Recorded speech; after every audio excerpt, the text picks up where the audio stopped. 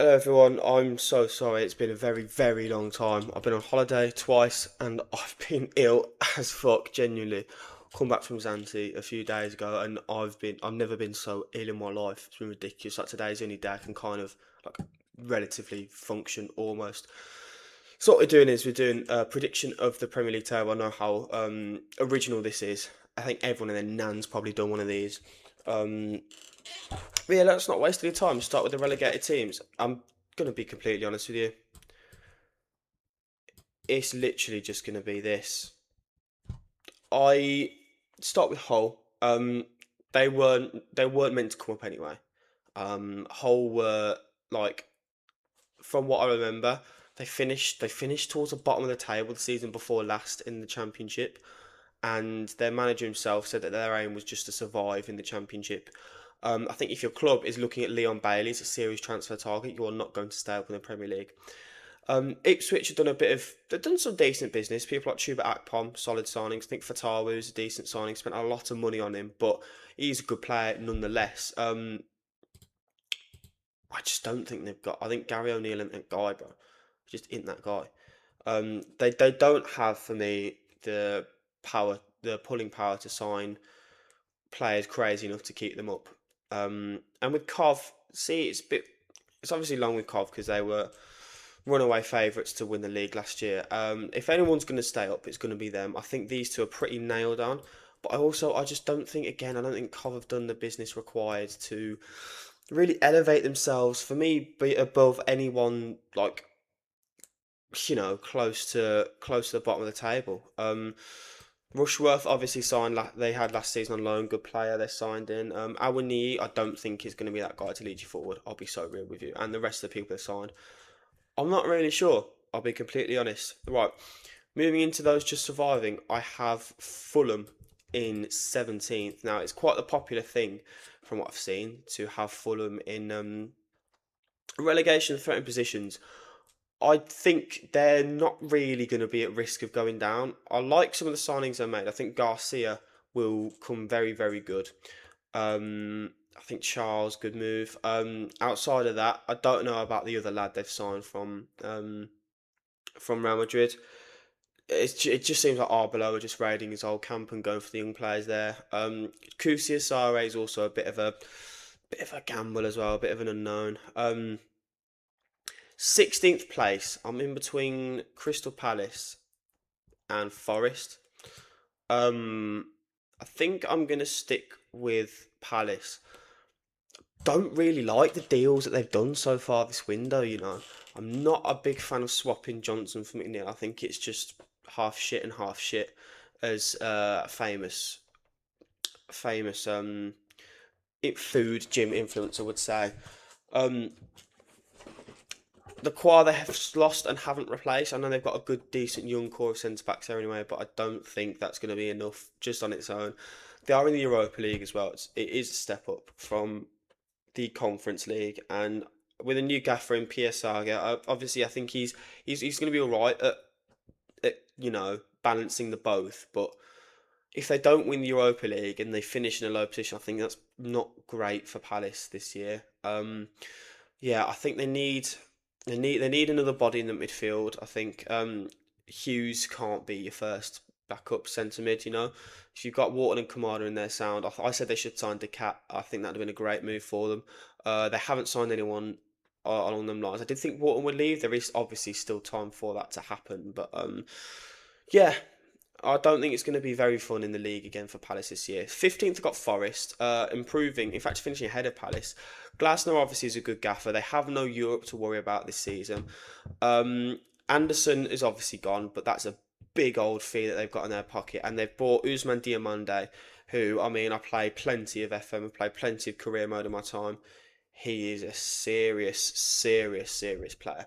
He's going to do bits for them, I think, in that back three as well, where it'll be next to Murillo and Milenkovic. So I think Murillo will actually be able to thrive in that back three. He'll be the kind of central progressing defender in that, and I think that will work to his strengths well. Where you've got Milenkovic and Diomande there, two very defensively strong centre backs to make up for Murillo's mental like mental traits, I guess. Almost, he's going to want to go on those big, beautiful runs, isn't he? Right, moving on into the mid-table Flanderers. I've got Leeds in 40. I think Leeds are going to be very safe from relegation this year. I've kind of only got them this low because of the teams around them. I think are possibly better. I think they have a better canvas to work off anyway. Um, yeah, Leeds have done some really good business. They've brought in that Maharemovic guy from Sassuolo, who looks like an absolute monster. Trafford is a fantastic signing. Harvey Wilson, Harry Wilson on a free is a great deal.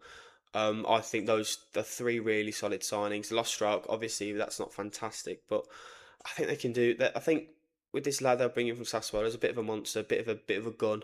I don't think they'll miss him actually too much in the end. I think Leeds will be a-okay this season. I'll be very surprised if they were in that relegation battle. Let me tell you that. 13th place it is Hawierman and the Geordies. Canvas has been ripped up this year. Two best midfielders completely gone. Trippier's gone. Gordon's gone. It's a big overhaul for them this year. I'm not convinced by anyone that they've signed. To be honest with you, I don't really know much about any of their players they've signed. Um, Obviously that's on me for not watching every league in the world, but they've replaced. Well, they haven't replaced really Guimaraes, but they've signed a lot of young players to make up for their already existing shortcomings last season. I mean, I wouldn't be surprised honestly if well, they slid down here, maybe even down here, because they got a new gaffer in Yassel. Been in Saudi for a little bit. Don't really know too much about him. No one really knows a lot about him, but a young lad, gonna have a bit of a motivation about him. But honestly, they need to do more, man. They need another right winger. Alanga and Murphy cannot carry you forward. Going forward, they need some. They need someone strong and like reassuring in the midfield. They signed that Sean Stower lad, but are you completely convinced that he's going to be able to replace Guimaraes or Tonali? I'm not. Yeah, it's a year where a lot hangs on this project from the Geordies because they're those big signings that they made, the Guimaraes to Tonali, they've sold them for profit now. They've moved on to bigger and better things. This is where you need to show your depth in your project. Have you thought past Guimaraes and Tonali, or did you think that this is going to be the way forever? Because if they did, then I think they could be in trouble. I think this could not spell the end of the project, obviously, but see Newcastle start to slide back down to the mid-table average mediocrity that we know and love. Right next to them, any chance? I've got Sunderland. For me, Sunderland are the team that I'm least convinced in. After out of the teams that finish in Europe, I think they lack going forward quite a lot, which was something that they got away with last year because of how defensively resolute they were. But I think Robbie was their top goal scorer, like 7, which is very poor. He was getting no service a lot of the time last year. His his wing partners, people like Talby and Jocelyn Tabby and players like that are just not. For me, they are not good enough for a Europa League run and a Premier League run as well. I assume they'll play Lefay in a wider position as they started to do quite a lot last year. Okay, that's one good winger that you've got, but on the other side, I mean, I said they should sign Matthias Sule. The fact that they haven't gone in for anyone like Sule, I think, is a bit.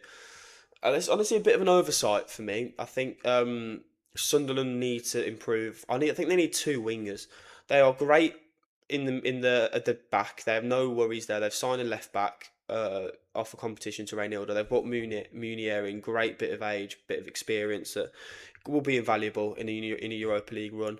The midfield I think is sound. Maybe could have brought an extra body in there, but they just do lack out wide. They really do. I mean, they signed Bertrand Traore last year. I love the geezer to bits, but if you put in a lot of your hope on Traore, in 2025 and 2026, and I don't think that's the way to go. I really don't. So they need to add on those wings for me to really think, okay, this is a team that can maintain their stay up here if you know what I mean. Next, in 11th place, completing the mid-table, I have Brighton and Hove Albion. For me, I think this is very dependent on what they do for the rest of the window. They lacked going forward for me at times last year. They've lost Danny Welbeck, and I think Minter's out for quite a while now as well. They've signed a young lad from the Swiss league who could be really anything. They've signed two great centre backs. They've signed Vuskovic. They've signed Strauch. This is good business. They've done very good business. They have obviously signed people with potential to massively shoot up and improve. Which is obviously the Brighton way. Well, that was interesting. Mid video, first video an hour long, and we got a power cut. I can still hear car alarms and shit going off. I don't even remember what I was saying, but yeah, I'm just gonna round it off nicely with Brighton in 11th. Moving on to 10th, I'm gonna go with. What do I want? I originally had Brentford in 10th, but I feel like I want to change my mind. It's these three. In what order? I'm not sure anymore. Okay, I'm gonna go for now. Everton in 10th.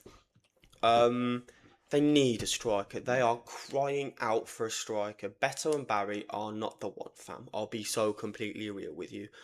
Beto and Barry are not gonna take you to Europe. They are not gonna march that charge forward for the boys. They just don't have it like that. They don't have it like that. I think Barry's a good player. I think I've seen glimpses from Barry, and he performed at times a lot better than his goal return suggests. I've seen nothing from Beto. I'll be so real with you. I think Beto reeks of shit. They need for me another wide option, and Di is great. Brennan Johnson isn't so much. I would be either bringing in a new player there or actually giving time to people like Dibbling, Armstrong, and Roll, because Moyes just didn't want to do that a lot last season. Out of the managers in this group here, from here down to up to here, I think Moyes is probably one of those that is most at risk of going. I don't think there's fantastic feeling there within the fan base. I think really underperformed last season based on expectations, based on the players they had and where they were at times in the season. And I think it'll be a 10th for Everton next season. 9th, I'm going to go Brentford. Keith Andrews is building a really decent little team here. Spent a lot on a midfielder, spent a lot on a defender. Jadon Ante, I'm not a massive fan of. Very purple patchy. Looked very good during his purple patch, might I say, last season. Maybe I would say the same about Ouattara. Maybe in a team where he has more responsibility, you might do well. Callum Wilson is good off the bench. He's a very good option to bring through Thiago, bring through Kai Fiero, make those lads better players than they already are, help them out in training and stuff. But the signings that they've made don't scream to me a team that are jumping forward, if you know what I'm kind of saying. I don't think those are very. Obviously, the young lads that they've signed, Shooting, I think the centre back's name is, and I can't remember the guy's name from France, the very expensive midfielder. They could be great, but I've never watched them play, so I don't know.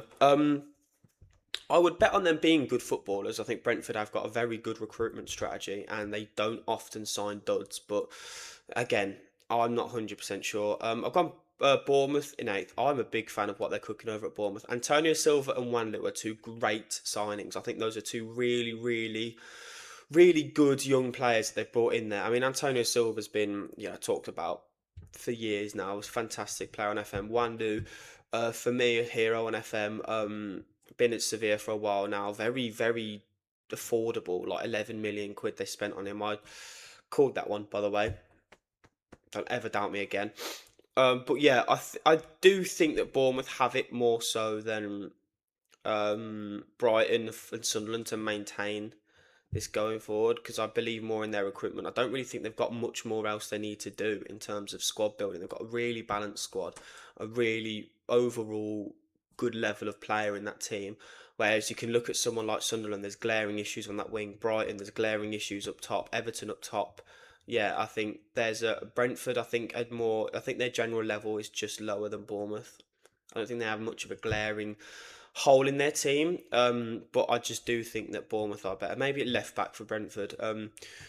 But yeah, I think for me, out of all these teams, I'm very much confident in Bournemouth. Marco Rose, I'm very confident in to do a good job and keep them in the race whilst also maintaining good fight in Europe. I think that is on the cards there for them.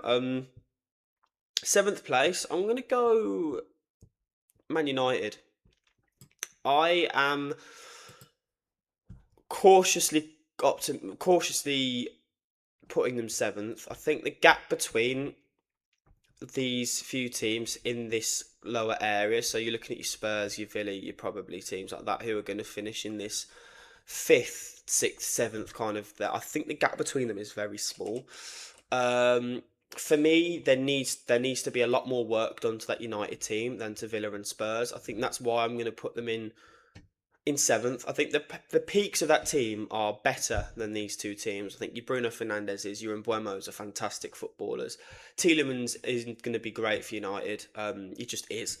Santos in that midfield is a good signing as well. I think like there's good parts to this team. I think defensively you need three or four at least players in there, and you need to move on some of the deadwood. Your people like your Dallows and your Shaws, you can't still be relying on. Um, so in sixth, I am sadly going to go with Villa. I am a fan of the business we've done this window. We just have to do a lot of it.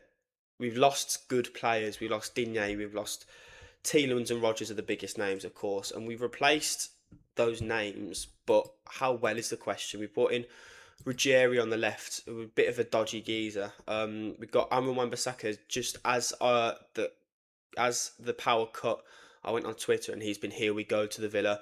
Manzambi, great move. I'm cautiously optimistic about Garnacho. Joao Gomez, good move. We need we need another wide player. We need one more wide player for me to confidently say that we are going to play Champions League football in 27-28. I think not necessarily that we're getting worse. I think the teams. I just think Spurs stuff like that. Teams like that are improving. I think they're getting better. These teams, and while we are as well, is it at the same rate? But Emery always overperforms my expectations, so I wouldn't be surprised to see this turn into this at some point. In fifth, I'm going Spurs. I think they've done some excellent business. I really, really do. Um, Bringing in people like Van Heck, your Robertsons, your Tonali and Fernandez is massive in that midfield where they really had gaping issues last season. They've lost Kolo Muani, big scrub in that team last year. Um, a little bit more business needs to be done. Maybe as either a striker, an out and out striker, or a winger. One of the two, I think I'd be confident with as a Spurs fan. Um, I would go striker oriented mainly. I think Richarlison you probably would need to get rid of. I don't rate him. I never really have. Um, get a good, solid number nine in there, and I think there's something really good going there with Spurs. Fourth, I know Liverpool. I believe in Iraola to get Liverpool still in the Champions League next season. Little improvement. There's a good, there's a decent core there. They were very fragile last season. They were running very thin as well. But they signed Xhaka. They've got Leone coming back.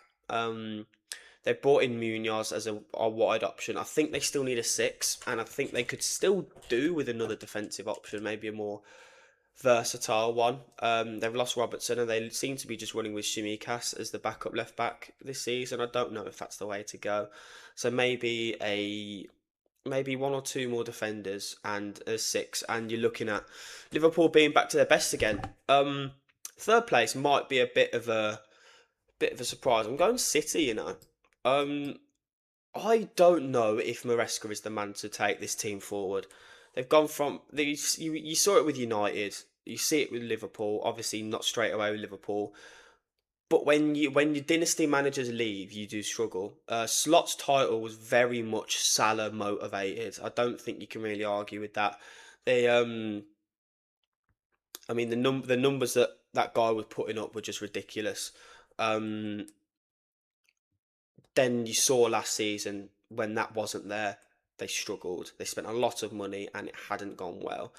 I'm also believing that some of Liverpool's money will come good. I think one of Wirtz or Isak will have a much better year. But then again, not high hopes. And then if you're looking at City, I mean that team is always such a who's who of players. You've signed Elliot Anderson, looking at Buwardi. That's big moves. You've lost Rodri as well, which is huge.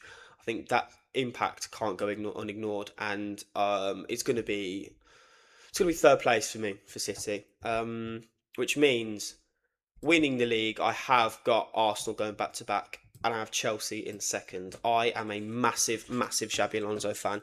I think he's the truth. I think he's the one to take them forward, and I think he is the one that is going to make Chelsea great again, as an American dictator would say. Very good signings. Rogers is a great player. Obviously, I've watched him for years. I'm not massively down on him going. I think he was very hit or miss at times for us. But if you're in a team like Chelsea, you don't have to rely on Rodgers like we did at times.